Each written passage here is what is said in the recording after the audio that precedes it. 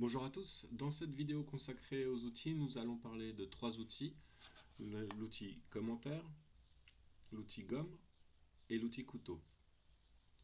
Je traite trois outils dans la même vidéo car ce sont des outils qui sont très simples mais qui sont très utiles et qui sont très puissants. On va commencer par la gomme. Donc je sélectionne l'outil gomme et comme son nom l'indique, elle nous permet de gommer. Donc je clique sur mon segment et mon segment disparaît. On a plusieurs choix et plusieurs paramètres qu'on peut régler sur la gomme. Donc, le premier, donc les paramètres se trouvent ici en haut. Le premier est la taille. Donc ici, on voit mon cercle qui a une taille de 54 mm, comme l'indique la fenêtre ici. Je peux très bien réduire la taille pour avoir une gomme plus petite.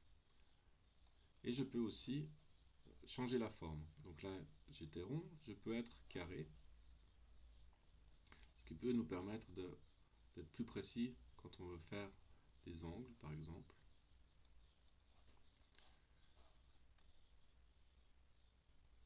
Comme ceci.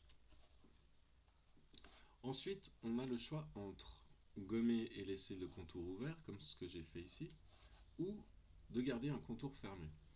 Donc je vais sélectionner contour fermé, et puis sur cette forme-là qui est encore fermée, je vais passer ma gomme. Comme on le voit, le trou qu'a laissé la gomme garde la forme fermée. Je peux faire la même chose avec le rond. On voit où est passée la gomme.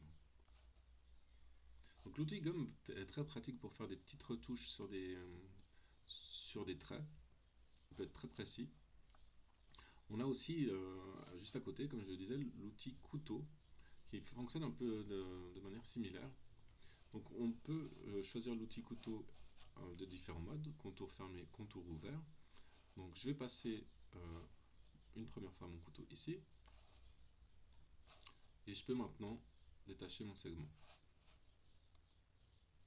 On a la possibilité de faire une coupe droite, comme je viens de le faire, mais aussi d'avoir plusieurs traits qui se suivent. Comme ceci. Si je clique, j'ai bien ma pièce qui est détachée à l'endroit où le couteau est passé. On a également la courbe.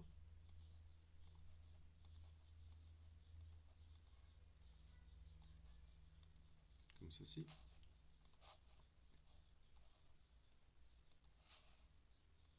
Et le dernier, à main levée.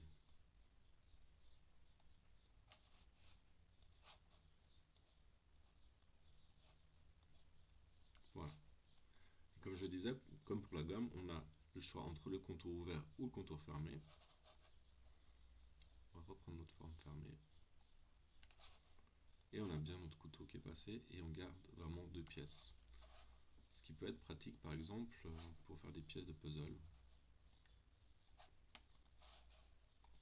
Si on reprend la courbe, qui nous fait quelque chose un peu plus sympa au niveau du dessin, comme ceci.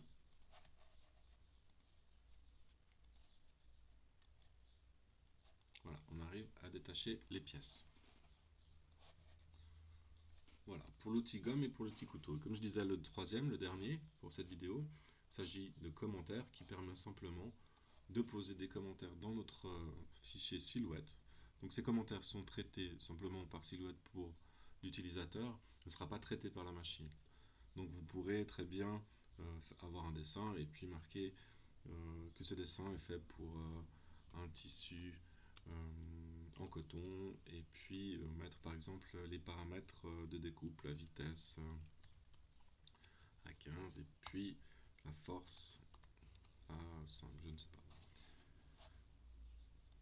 Ceci vous permet de garder une trace ou n'importe quel commentaire dans votre document.